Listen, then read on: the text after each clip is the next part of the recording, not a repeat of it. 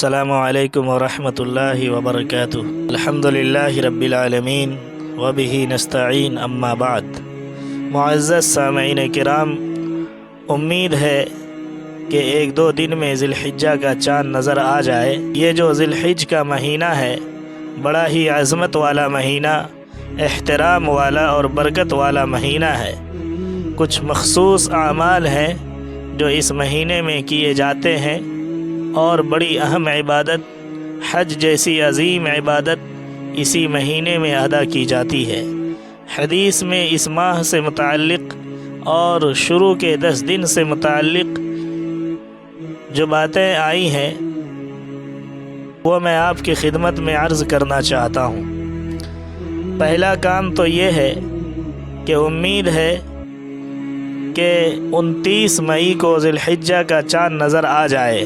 تو اس بارے میں ہدایت یہ ہے کہ اللہ کے نبی صلی اللہ علیہ وسلم نے فرمایا، مسلم شریف کی روایت ہے، حضرت ام سلمہ رضی اللہ عنہا فرماتی ہیں کہ نبی کریم صلی اللہ علیہ وسلم نے ارشاد فرمایا، اذا دخل العشر وعنده اضحیہ يريد ان يضحی فلا يأخذن شعرا ولا يقلمن ظفرا، رواہ مسلم۔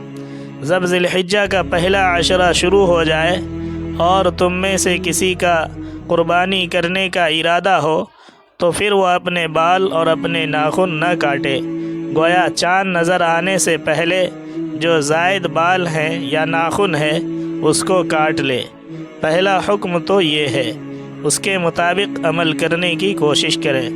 دوسری بات یہ ہے کہ یہ جو ذی الحجہ کا عشرہ ہے، شروع کے 10 دن، تو ان میں نیک کاموں کی بڑی فضیلت ہے۔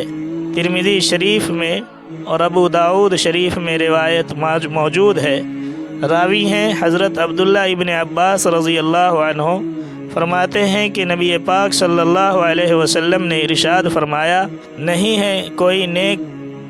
ہے کوئی دن جس میں نیک عمل اللہ کو زیادہ پسند ہو ان 10 دنوں سے، یعنی اللہ تعالیٰ کو سب سے زیادہ پسند ان 10 دنوں میں نیک اعمال ہیں۔ تو صحابہ نے پوچھا، معلوم کیا اے اللہ کے رسول، اللہ کے راستے میں جہاد کرنا بھی ان سے افضل نہیں؟ تو نبی پاک صلی اللہ علیہ وسلم نے فرمایا، اللہ کے راستے میں جہاد کرنا بھی، مگر یہ کہ کوئی شخص اپنی جان اور مال کے ساتھ نکلے اور ان میں سے کچھ بھی لے کر واپس نہ آئے، یعنی شہید ہو جائے، تو یہ اس کا ایک الگ مقام ہے۔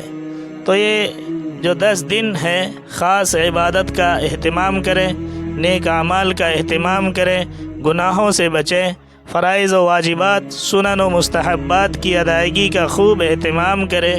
ایک حدیث شریف میں ہے، حضرت ابو ہریرہ رضی اللہ عنہ نے فرمایا کہ نبی پاک صلی اللہ علیہ وسلم ارشاد فرماتے ہیں، ما من ایام احب الی اللہ ان یتعبد له فیها من شیء فیها من 10 ذی الحجہ یعدل صیام کل یوم منها وصیام سنة وقیام لیلۃ منها وقیام لیلۃ القدر۔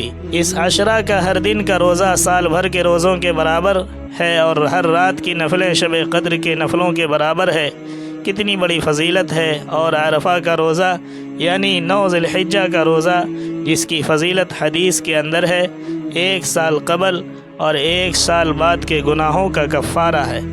حضرت ابو قتادہ رضی اللہ عنہ کی روایت ہے کہ نبی کریم صلی اللہ علیہ وسلم نے ارشاد فرمایا، صیام یوم عرفہ انی احتسب علی اللہ ان یکفر سنۃ التی بعدہ وسنۃ التی قبلہ، رواہ الترمذی۔ عرفہ کا دن کا روزہ، 9 ذی الحجہ کو عرفہ کہتے ہیں،